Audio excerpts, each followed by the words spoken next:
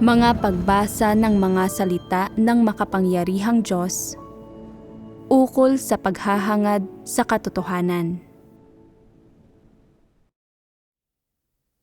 Paano sikaping mata mo ang katotohanan?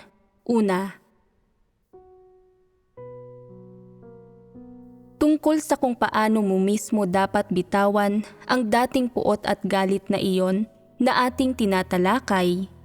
Ang isang aspeto ay ang makita ng malinaw itong mga di umano'y hindi tao, ang makita ng malinaw na ang kalikasang diwa nila ay sa diablong si Satanas, na ang diwa nila ay mapaminsala sa mga tao, na ang diwa nila at ang diwa ng diablong si Satanas at ng malaking pulang dragon ay parehong-pareho at iisa ang pinagmumulan, na nilalansi ka ng mga ito, na pinipinsala ka ng mga ito, gaya ng pagtitiwali ni Satanas sa sangkatauhan. Sa sandaling maunawaan mo ang puntong ito, hindi ba't medyo bibitawan mo ang iyong mga emosyon ng puot at galit? Sinasabi ng ilang tao, hindi sapat na maunawaan lamang ang mga bagay na ito. Minsan ay naiisip ko lang ito ay nalulungkot na ako. Ano ang dapat mong gawin kapag nalulungkot ka? Maaari bang ganap na wala kang anumang kalungkutan? Ang mga peklat ay laging nag-iiwan ng mga bakas, pero ang pagkakaroon ng mga peklat na ito ay hindi palaging isang masamang bagay. Ang mismong penomena na ito ng pagiging hindi patas ng lipunan at ang mga tao, pangyayari at bagay na ito na nagdudulot sa iyo ng puot at galit, na nagtutulot sa iyo na madama ang pagiging hindi patas ng lipunan, na nagtutulot sa iyo na madama ang paninira, pamiminsala at kasamaan ng sangkatauhan, at na nagtutulot sa iyo na madama ang pagiging hindi patas at kapanglawan ng mundo.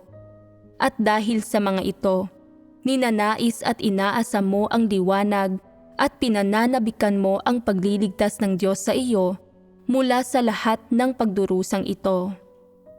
Kaya, mayroon bang konteksto sa pagnanais na ito? Madali bang nagkakaroon ng ganitong pagnanais? Kung kahit kailan ay hindi ka pa napahamak sa piling ng sangkatauhan o lipunan, iisipin mo na maraming mabuting tao sa paligid.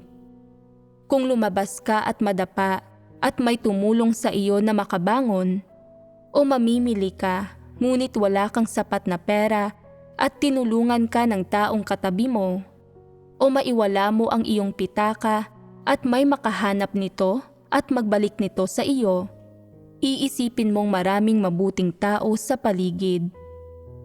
Sa ganitong pag-iisip at sa ganitong pagkaunawa mo sa lipunan, gaano kalawak ang magiging pagkaunawa mo sa kahulugan ng pagliligtas ng Diyos sa sangkatauhan o sa pangangailangan na gawin ng Diyos ang gawain ng pagliligtas?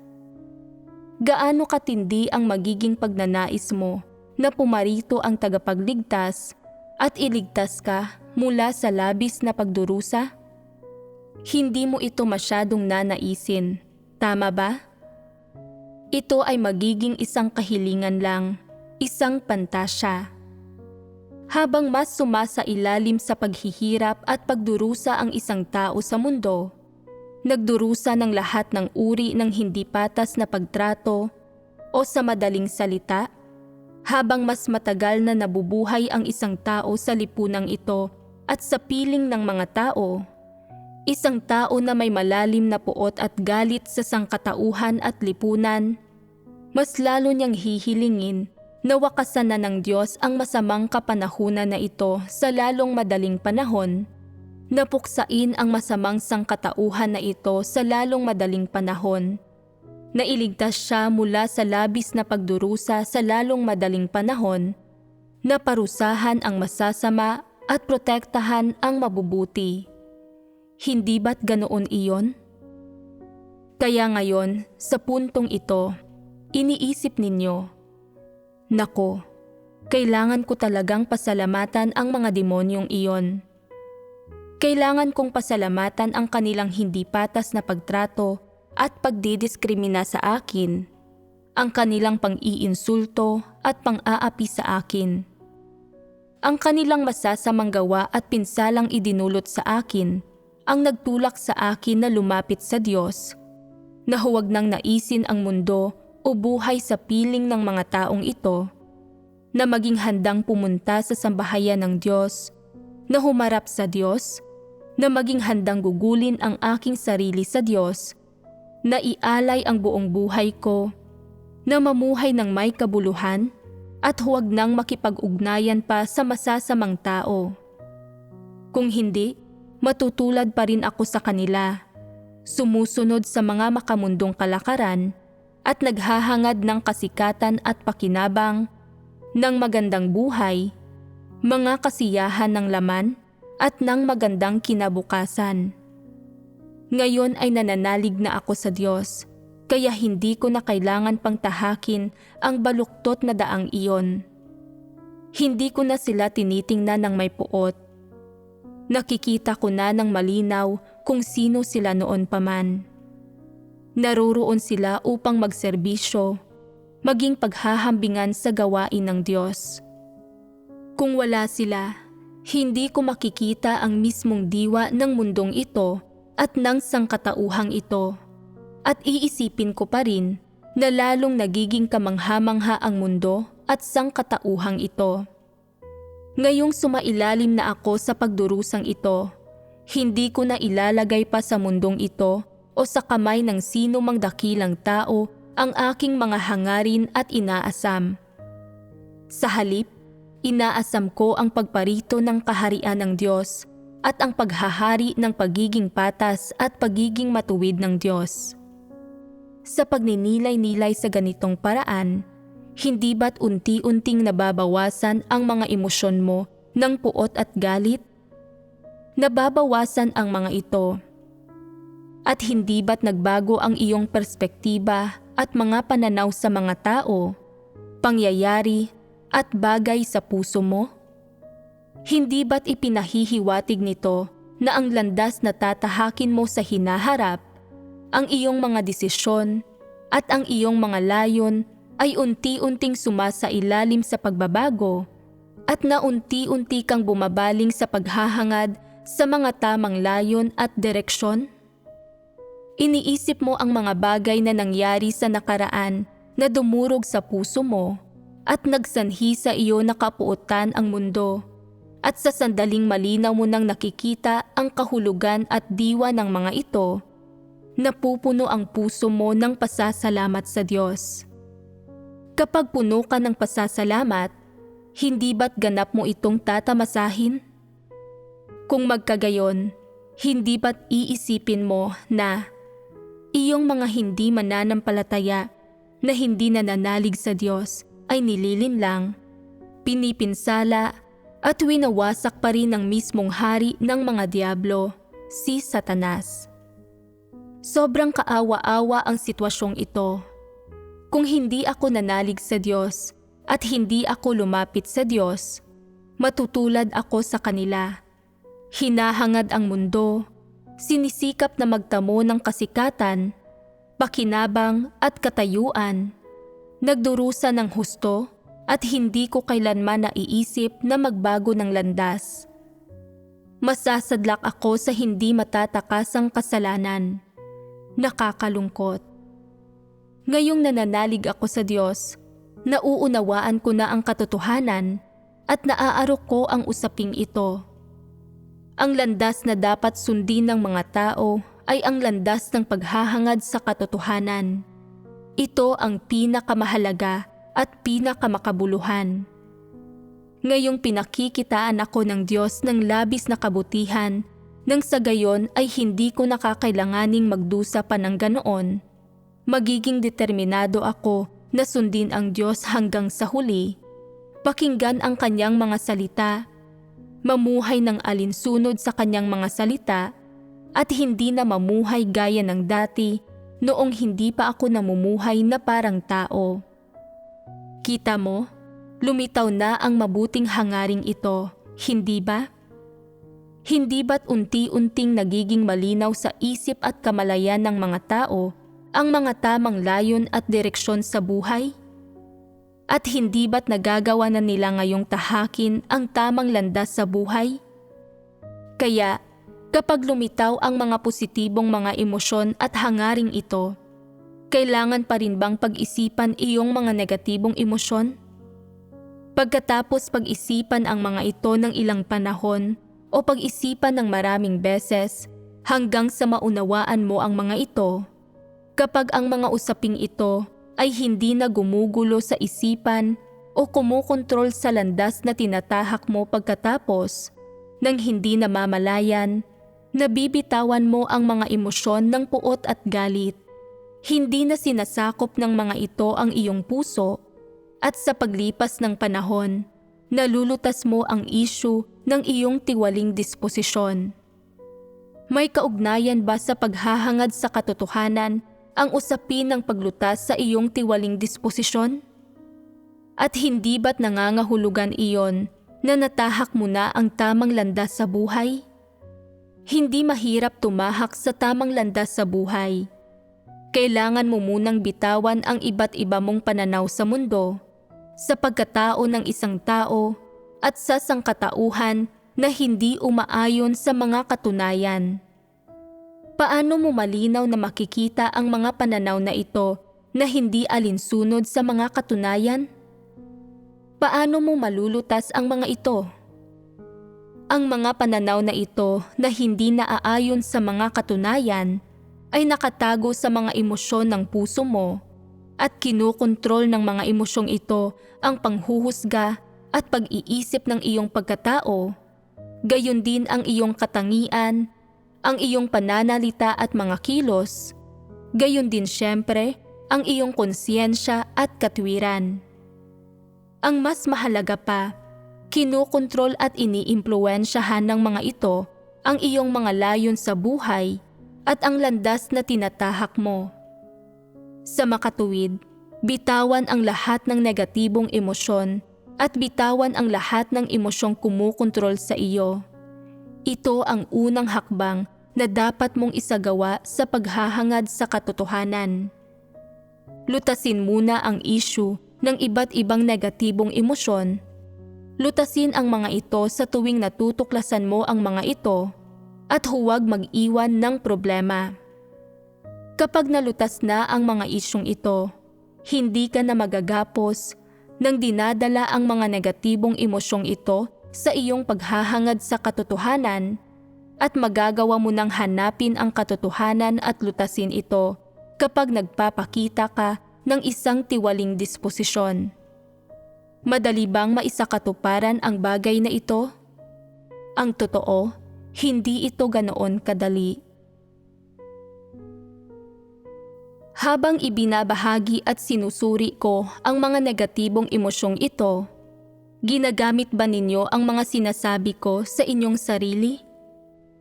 Sinasabi ng ilang tao, bata pa ako at wala pa akong masyadong karanasan sa buhay. Hindi pa ako naharap sa anumang balakid o kabiguan o nakaranas ng anumang trauma. Hindi ba't ibig sabihin niyon ay wala akong anumang negatibong emosyon? Ang lahat ay mayroong negatibong emosyon. Ang lahat ay mahaharap sa maraming paghihirap at malamang na magkakaroon ng mga negatibong emosyon. Halimbawa, dahil sa kasaysayan ng masasamang kalakaran ng lipunan sa kapanahunang ito, maraming bata ang lumalaki ng isa lang ang magulang. Ang iba ay lumalaki ng walang pagmamahal ng isang ina. Ang ilan ay walang pagmamahal ng isang ama. Kung ang sino man ay walang pagmamahal ng isang ina o isang ama, makukonsidera na mayroong kulang sa kanya. Ano man ang edad mo noong mawalan ka ng pagmamahal ng iyong ama o ina, sa perspektiba ng normal na pagkatao, paano't paano man ay magkakaroon ito ng epekto sa iyo. Ang ilang tao ay ilalayo ang kanilang sarili. Ang ilang tao ay makararamdam na mas mababa sila. Ang ilan ay magiging iritable. Ang ilan ay mababahala at mag-aalinlangan sa sarili, at ang ilan ay mangdidiskrimina at iiwas sa ibang kasarian. Ano't anuman, iyong mga lumaki sa ganitong partikular na kapaligiran ay magkakaroon ng ilang abnormalidad sa kanilang normal na pagkatao. Sa modernong pananalita, medyo nababaluktot sila. Halimbawa, ang mga babaeng lumaki nang walang pagmamahal ng ama ay hindi gaanong magkakaroon ng karanasan pagdating sa mga lalaki. Mula sa murang edad, kailangan nilang matuto kung paano asikasuhin ang kanilang mga sariling pangunahing pangangailangan at napasanin pa nga ang mabigat na pinansyal na obligasyon ng pamilya at ang iba't ibang gawain na kailangang gampanan. Gaya lamang ng ginagawa ng kanilang ina, hindi namamalayan na maaga silang natututo na alalahanin at asikasuhin ang mga bagay-bagay o protektahan ang kanilang sarili, kanilang ina at kanilang pamilya. Mayroon silang malakas na kamalayan tungkol sa pagpoprotekta sa sarili at magkakaroon din sila ng matinding pakiramdam ng pagiging mas mababa. Kapag lumaki na sila sa ganitong partikular na kapaligiran, hindi nila mamamalayan na madarama nila sa kaibuturan ng kanilang puso na para bang may kulang sa kanila, at ito ang nadarama nila. Lubos mang naapektuhan ng damdaming ito ang kanilang paghuhusga at mga desisyon noon o hindi. Sa madaling salita, sa sandaling nasa hustong edad na ang isang tao, magkakaroon ng mga negatibong emosyon na kukontrol sa kanyang mga kaisipan na matagal nang naruroon at palaging magkakaroon ng dahilan kung bakit nandoon ang mga iyon. Halimbawa, kung may ilang lalaki na lumaki sa isang pamilya na iisa lang ang magulang, wala silang ama kundi ina lang. Sa murang edad ay natututunan na nila kung paano gumawa ng mga gawaing bahay kasama ng kanilang ina. Nagiging kagaya ng sa isang ina ang katangian nila. Nasisiyahan sila sa pag-aalaga sa kababaihan at nakikisimpatiya sila sa mga ito. Nadarama nila na hindi sila naiiba sa mga babae at nasisiyahan sila sa pagpoprotekta sa kababaihan at medyo may pagkiling sila laban sa kalalakihan.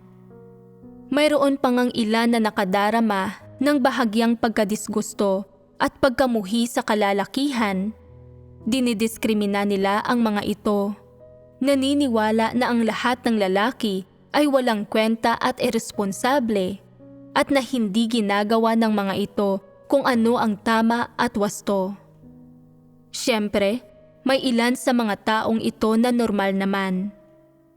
Gayunpaman, hindi maiiwasan na may ilan na magkakaroon ng partikular na mga hindi makatotohanan at hindi wastong kaisipan tungkol sa kalalakihan at kababaihan, at lahat sila ay may kakulangan at may mali sa kanilang pagkatao. Kung may isang tao na makatuklas na may ganito kang problema at makatukoy ito sa iyo, o sa pamamagitan ng pagsusuri sa sarili ay matutuklasan at malalaman mo na mayroon ka mismo ng ganitong malubhang negatibong emosyon at na nakakaapekto na ito sa iyong mga desisyon at pagsasagawa sa kung paano mo tinitingnan ang mga tao at bagay at kung paano ka umaasal at kumikilos. Kung gayon, ay dapat mong pagnilayan at kilalanin ang iyong sarili. Dapat mong kilatisin at lutasin ang negatibong emosyong ito nang ayon sa mga salita ng Diyos. Sikapin na iwaksi ang mga gapos, ang kontrol at impluwensya nitong negatibong emosyon. Dapat kang lumaban para mapigilan mo ang kasiyahan, galit, kalungkutan, kagalakan, pag-iisip, panghuhusga, konsyensya at katwiran ng iyong pagkatao na maging baluktot, na lumabis o lumagpas sa limitasyon nito. Ano pa ba? Sa sandaling na pagsumikapan mo nang pigilan na mangyari ang mga bagay na ito, magagawa mo nang mamuhay ng normal, nang may konsyensya at katwiran ng normal na pagkatao at nang may likas na gawi at malayang kalooban ng normal na pagkatao na ipinagkaloob ng Diyos sa tao. Sa madaling salita, magsisikap ka na panatilihin sa loob ng saklaw ng normal na pagkatao na inilatag ng Diyos ang iyong mga kaisipan, likas na gawi, malayang kalooban, kakayahang manghusga, at ang iyong konsyensya at katwiran. Sa makatuwid, anuman ang negatibong emosyong kumukontrol sa iyo, mayroon kang problema sa aspetong iyon ng iyong normal na pagkatao. Nauunawaan mo ito, hindi ba? Ang paghahangad ng mga tao sa katotohanan ay nakakamit sa batayan ng normal na konsyensya, katwiran, likas na gawi, at malayang kalooban ng normal na pagkatao at ng saklaw ng mga normal na emosyon ng tao. Gaya ng iyong nakikita, sa saklaw ng normal na pagkatao na ibinigay ng Diyos sa tao, walang labis-labis, walang sobra-sobra, walang baluktot, at walang pagkakahati at kasamaan sa personalidad. Paano na ipapamalas ang pagiging sobra-sobra? Ang palaging pag-iisip na wala kang kwenta, na wala kang halaga. Hindi ba't kalabisan ito? Hindi ito makatotohanan, hindi ba? Ang bulag na pagtingala sa mga lalaki, paniniwala na mabuti ang mga lalaki, na mas may kakayahan ang mga lalaki kaysa sa babae, na walang kakayahan ang mga babae, na walang kwenta ang mga babae, na hindi sila kasing husay ng mga lalaki, at na kung titingnan sa kabuuan, hindi sila kasing galing ng mga lalaki. Hindi ba't kalabisan ito? Paano na ipapamalas ang pagiging kalabisan ng mga bagay-bagay? Ito ay ang palaging pagnanais na malagpasan ang likas na kaya mong makamit at palaging pagsasagad sa iyong sarili. Nakikita ng ilang tao na ang iba ay 5 oras kung matulog sa gabi at pagkatapos ay normal na nakapagtatrabaho sa buong araw, kaya sila ay dapat na 4 na oras lang na matulog at tingnan kung ilang araw sila makatatagal. Nakikita ng ilang tao na ang iba ay 2 beses lang kung kumain sa isang araw at maraming enerhiya ang mga ito, nagagawang magtrabaho buong araw, kaya dapat na kumain sila ng 1 beses lamang sa isang araw. Hindi ba't nakasasama ito sa katawan? Ano ang silbi ng palaging pagsusumikap na magmukhang mas magaling kaysa sa talagang kaya mo? Para saan? Kaya ka nakikipagkompetensya sa sarili mong laman? Ang ilang tao na nasa 50 na ang edad ay mahuhuna na ang mga ngipin at ni hindi na makanguya ng mga buto o makakagat ng tubo. Sinasabi nila, huwag kayong mag-alala, wala namang problema kung mabubungi ako, ngunguya na lang ako ng ngunguya. Kailangan kong malampasan ang paghihirap na ito. Kung hindi ko susubukan na lampasan ito, kung gayon ay mahina ako at walang silbi. Hindi ba't pagiging labis-labis na ito?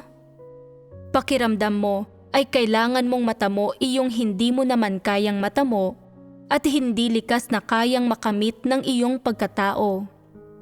Hindi mo makakamit ang mga ito gamit ang iyong talento, karunungan o tayog, o gamit ang mga bagay na natutunan mo, o gamit ang iyong edad at kasarian.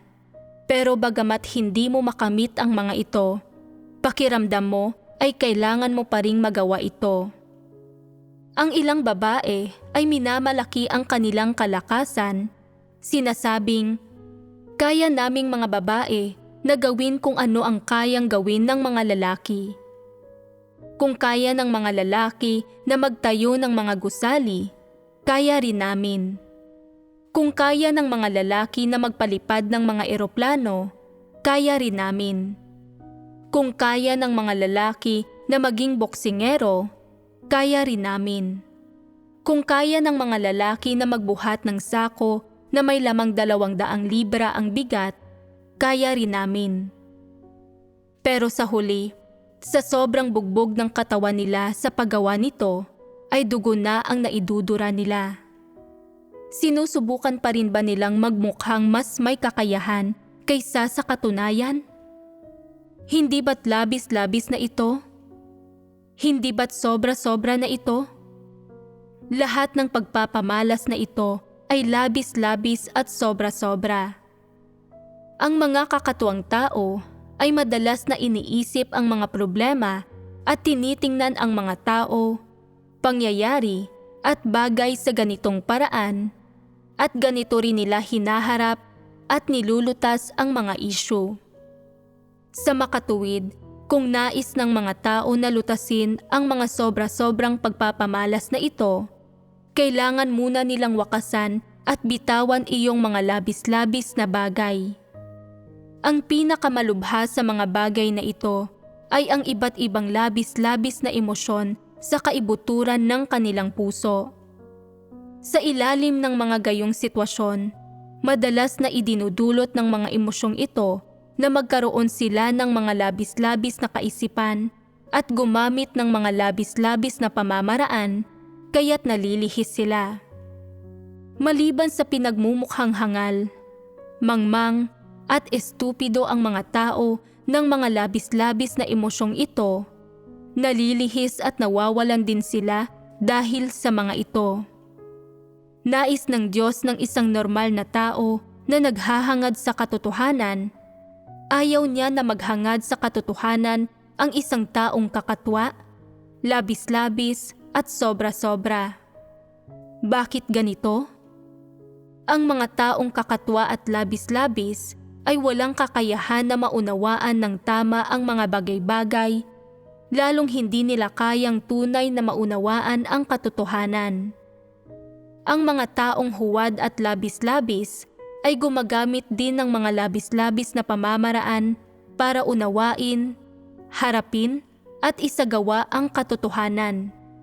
Napakamapanganib at napakalaking problema nito para sa kanila. Magdurusa din sila sa malaking kawalan at malubha din itong nabibigyan ng kahihiyan ang Diyos. Hindi kailangan ng Diyos na sagarin mo ang iyong sarili o gumamit ng mga labis-labis at radikal na pamamaraan upang isagawa ang katotohanan.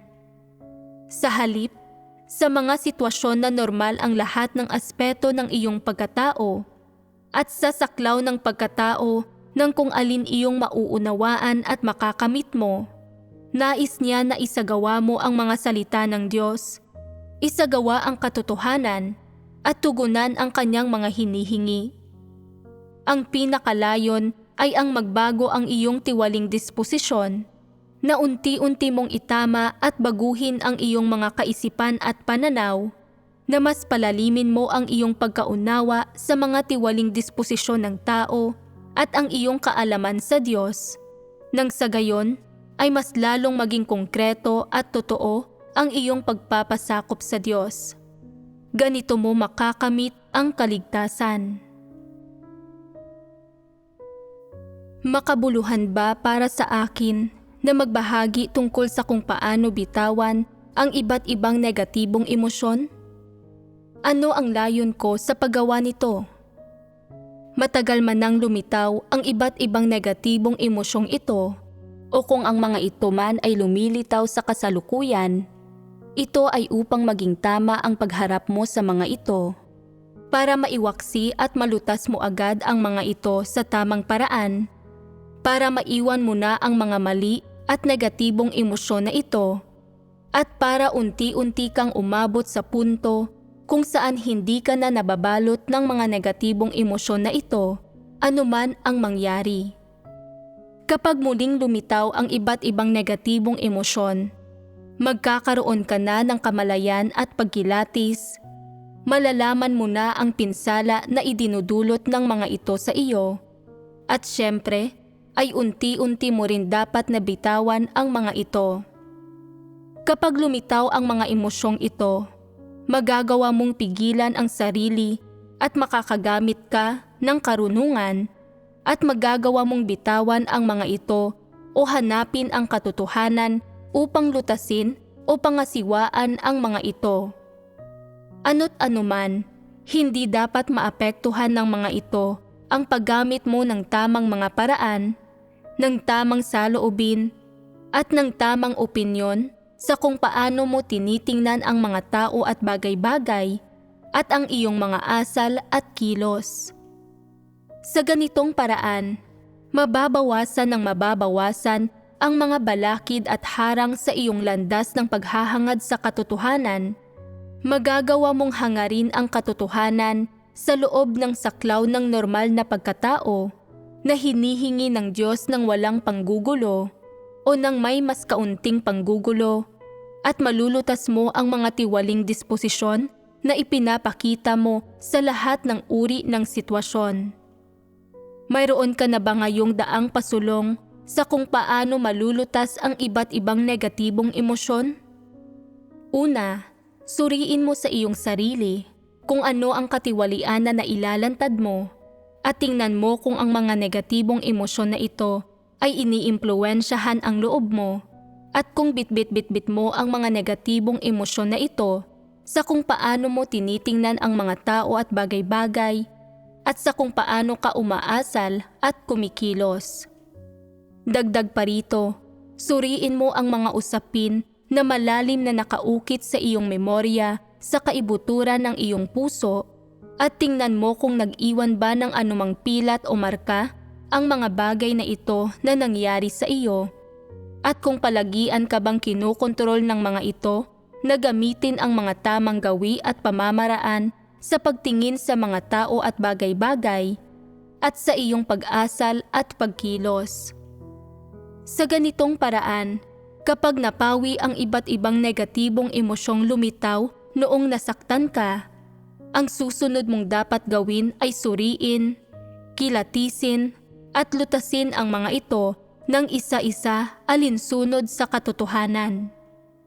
Halimbawa, maraming beses nang itinaas ang ranggo ng ilang tao upang maging leader, pero maraming beses na rin silang napalitan o nailipat at lumilitaw ang isang napaka-negatibong emosyon sa kanila. Sa buong proseso na ito ng paulit-ulit na pagtataas ng ranggo at pagkatapos ay papalitan at ililipat, kailanman ay hindi nila napagtatanto kung bakit nga ba ito nangyayari. At kaya hindi nila kailanman nalalaman ang sarili nilang mga kapintasan at kakulangan, ang sarili nilang katiwalian, o kung ano ang ugat ng lahat ng paglabag na nagagawa nila. Kailanman ay hindi nila nalulutas ang mga isyong ito at isang malalim na impresyon ang naiiwan sa loob nila at iniisip nila, ganito ginagamit ng sambahayan ng Diyos ang mga tao. Kapag ikaw ay ginagamit, ikaw ay itinataas, at kapag hindi ka ginagamit, ikaw ay pinaaalis. Ang mga taong may ganitong uri ng pakiramdam ay maaaring may lugar sa lipunan kung saan sila makapagbubulalas. Pero sa sambahayan ng Diyos, pakiramdam mo ay walang lugar kung saan maaari kang makapagbubulalas, walang paraan para makapagbubulalas, at walang sitwasyon na makapagbubulalas ka, at kaya ang tanging nagagawa mo lang ay lunukin ito. Ang paglunok na ito ay hindi isang tunay na pagbitaw, bagkus ito ay pagbabaon ng iyong sama ng loob sa iyong kaloob-looban. May ilang tao na nag-iisip na balang araw ay magagampanan nila ng maayos ang kanilang tungkulin at na kung makikita ito ng kanilang mga kapatid, pipiliin muli sila ng mga ito na maging leader.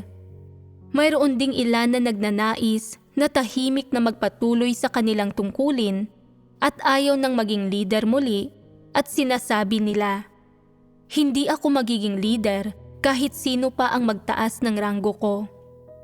Hindi ko kakayanin ang mapahiya at hindi ko matitiis ang pasakit na iyon." Walang kinalaman sa akin kung sino ang magiging leader o kung sino ang mapapalitan. Hindi na ako muling magiging leader para hindi ko na kailangang tiisin ang pasakit at ang pakiramdam na inaatake ako kapag ako ay pinapalitan.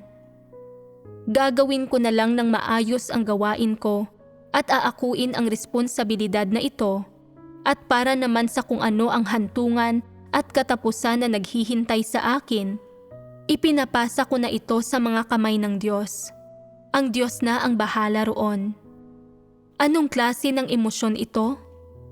Hindi lubusang tumpak na sabihing ito ay pagiging mas mababa. Sa tingin ko ay naaangkop na tawagin itong depresyon, kawalan ng pag-asa, pag-iwas sa ibang tao, at pagpipigil. Iniisip nila, ang sambahayan ng Diyos ay isang lugar kung saan itinataguyod ang katarungan, subalit madalas na itinataas ang ranggo ko at pagkatapos ay pinapalitan. Pakiramdam ko ay labis akong naagrabyado, pero hindi ako pwedeng makipagtalo tungkol dito, kaya magpapasakop na lang ako. Ito ang sambahayan ng Diyos. Saan pa ba ako makakapunta para ipaglaban ang sarili ko? Sanay na akong mamuhay ng ganito. Walang sino man sa mundo ang nagpapahalaga sa akin, gayon din sa sambahayan ng Diyos. Hindi ko na lang iisipin kung ano ang mangyayari sa hinaharap. Buong araw silang malungkot. Hindi nila magawang maging interesado sa anumang bagay. Iniraraos na lang nila ang lahat ng kanilang ginagawa. Kakaunti lamang ang ginagawa nila sa mga bagay na kaya nila at wala na silang ginagawang iba pa.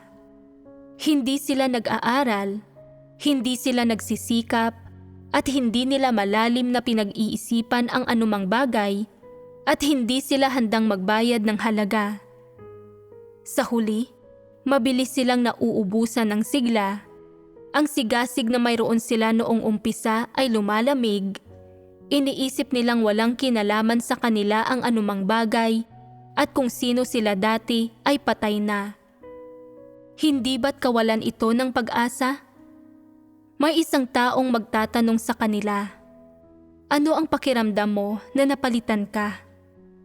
Sasagot sila, mahina naman talaga ang kakayahan ko. Ano ba dapat ang maramdaman ko? Hindi ko ito nauunawaan. At tatanungin sila niyong tao, kung muli kang pipiliin na maging leader, nanaisin mo bang gawin ito? At sasagot sila, nako, bakit ko pa ba nanaisin iyon? Hindi iyon praktikal. Mahina ang kakayahan ko at hindi ko maisakatuparan ang kalooban ng Diyos. Ang pagsasabi na nawawala na sila ng pag-asa at sumusuko na ay hindi lubusang makatotohanan. Palagi lang silang malungkot, nalulumbay, umiiwas sa iba at nawawalan ng pag-asa. Ayaw nilang sabihin sa sino man kung ano ang nasa puso nila. Ayaw nilang maging bukas at ayaw nilang lutasin ang sarili nilang mga problema, paghihirap, tiwaling kalagayan at tiwaling disposisyon. Patuloy lang silang nagtatapang-tapangan. Anong emosyon ito? Depresyon. Kumakapit din sila sa isang ideya. Gagawin ko ang anumang ipinapagawa sa akin ng Diyos at pagsusumikapan ko ang anumang gawain na isinasaayos ng iglesia para sa akin.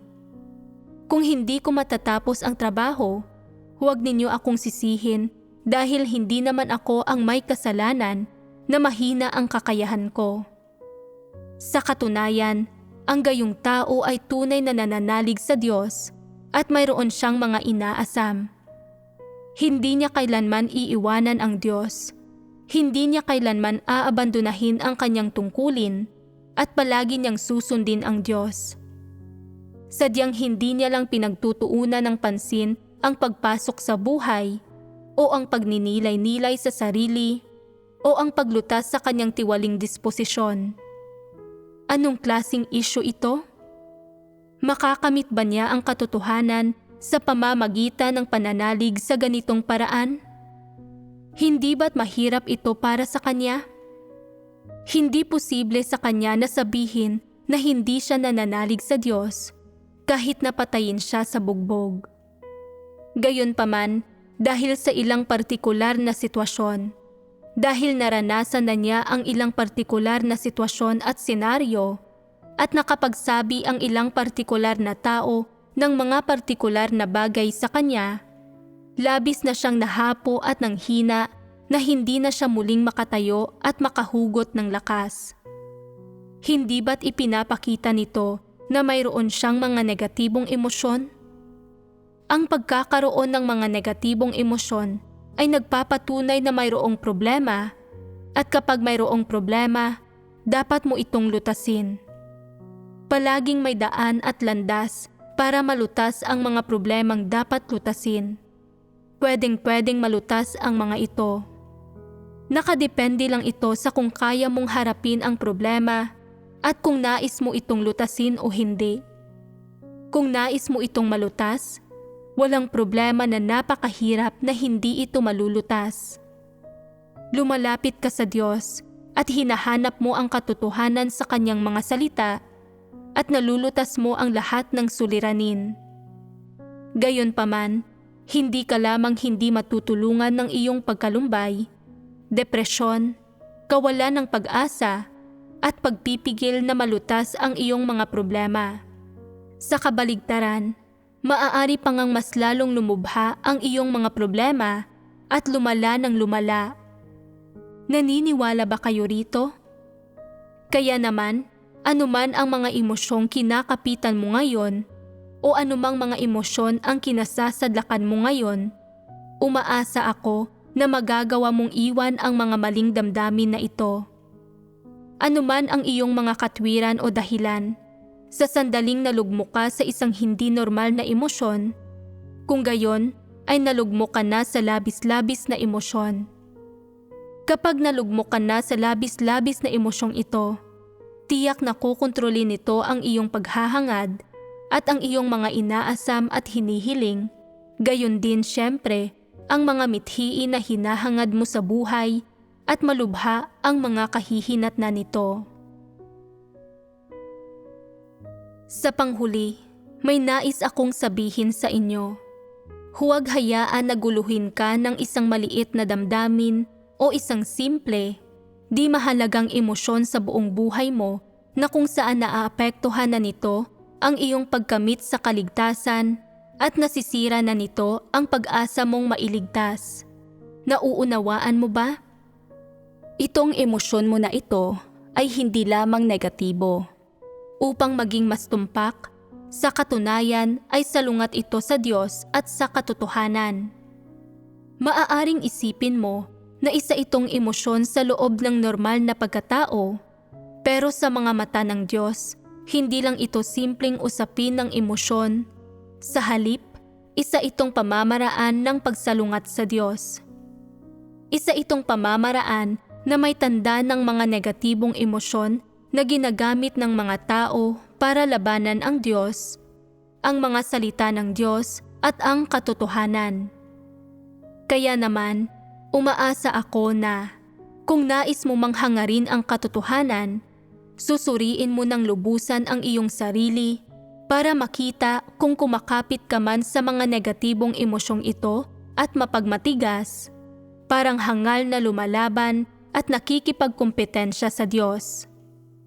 Kung natuklasan mo ang sagot sa pamamagitan ng pagsusuri, kung may napagtanto ka at nagkaroon ka ng malinaw na kamalayan, kung gayon ay hinihiling ko sa iyo na bitawan muna ang mga emosyong ito. Huwag mong pahalagahan ang mga ito o huwag kang kumapit sa mga ito dahil wawasakin ka ng mga ito. Wawasakin ng mga ito ang iyong hantungan at wawasakin ng mga ito ang iyong oportunidad at pag-asa na hangarin ang katotohanan at kamtin ang pagliligtas. Dito ko natatapusin ang pagbabahagi ng ito para sa araw na ito.